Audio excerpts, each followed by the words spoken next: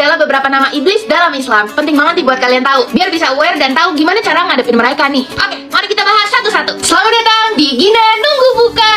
Nunggu Buka. Sebenarnya ada banyak banget ya iblis dalam Islam nih yang emang tugasnya ngeganggu kita sebagai manusia untuk melakukan dosa, guys. Tapi gue pengen nyebutin beberapa yang paling sering kita lakuin sehari-hari. Ya Allah. Oke, yang pertama adalah iblis hafaf nih. Iblis ini adalah iblis yang berbentuk binatang. Hafaf ngebikin kita kayak was-was gitu, kayak parno, selalu ngerasa kayak ada setan di sekitar kita, guys. Atau binatang-binatang yang sebenarnya nggak ada di sekitar kita gitu. Pokoknya kalian yang suka parno nih bisa jadi karena iblis hafaf ini. Buat kalian yang pernah ngerasa kayak gitu nggak usah khawatir, guys. Sebenarnya nggak ada kok, itu cuman godaan iblis hafaf. Iblis kedua adalah iblis zalanbur. Zalanbur itu tinggal di mall, di pasar, di tempat-tempat yang ada transaksi jual beli. Iblis inilah nih yang menghasut para penjual untuk berbohong terhadap kualitasnya dan juga kuantitas dari barang yang kita beli, guys. Zalanbur juga yang ngebikin kita tuh jadi kalap, guys, kalau lagi belanja. Ya nggak perlu dibeli juga. Jadinya mubazir gitu deh. Iblis ketiga yaitu Saud atau Mas'ud. Iblis ini yang ngebuat kita sering mengumpat, nyebarin hoax, dan juga nyebarin fitnah lewat lidah-lidah kita ini, guys. Nah, orang-orang yang sering gibah nih berarti sama Saud itu udah kayak bestie gitu, guys. Jadi enak gitu Saud ngegangguin dia. Ingat-ingat nih, guys, kalau kita pengen ngegibah berarti lagi dibisikin sama si Saud. Nah, iblis keempat yaitu Dasim. Nah, Dasim ini tuh iblis yang ada di rumah, guys, dan ngebikin rumah kita tuh ngerasanya tuh nggak enak, panas di rumah, dan bikin para suami istri tuh sering berantem. Tapi tenang, Dasim ini bisa diusir loh, guys, dengan cara ngucapin salam setiap kita masuk ke ruangan-ruangan yang ada di rumah. Nah, kalau udah salam, iblis ini tuh bakal pergi sendiri. Ngucapin salam dalam rumah itu bukan cuma bisa ngusir Dasim doang loh, guys, tapi bisa ngusir iblis-iblis yang kita bawa dari luar rumah. Jadi sering-sering ya baca salam tiap masuk ke ruangan-ruangan yang ada di rumah kita. Nah, ini adalah iblis kelima, guys, yang udah paling sering ada di sekitar kita, yaitu iblis akwar. Iblis ini adalah yang menghasut kita-kita ini untuk melakukan zina gitu, pacaran, dan lain-lain lah. Kerjanya awar ini bakal ngebisikin maksiat-maksiat ke telinga dan kemaluan, coy. Ya Allah, nauzubillah min zalik. Makanya ada pepatah yang bilang, kalau berdua laki-laki sama cowok sendirian, itu yang ketiga setan. Nah, setannya itu siapa? Ya si akwar. Iblis selanjutnya adalah walhan.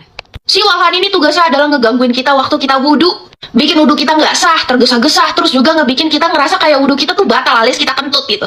Gampang cara nangkal walham dengan cara ya udah kita yakin aja kalau wudhu kita sah dan kita nggak kentut, asalkan nggak kecium tuh bau busuk dan juga bunyinya tuh gede banget gitu.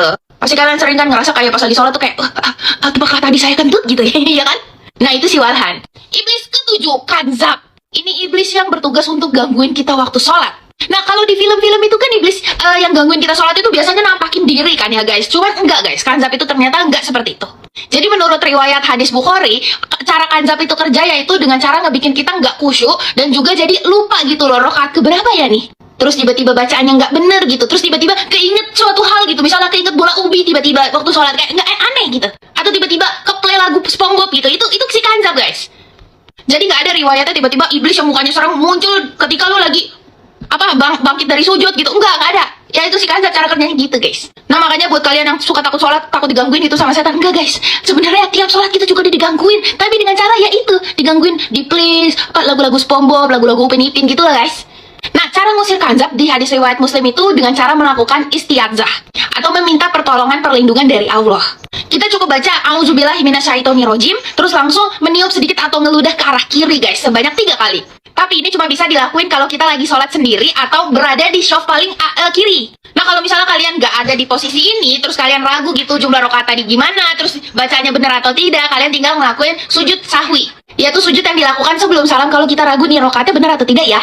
Nah, iblis selanjutnya adalah iblis wasnan. Nah, iblis ini yang menurut gue paling bahaya, guys. Karena iblis ini yang ngebuat kita tuh jadi ngantuk, males kalau disuruh beribadah.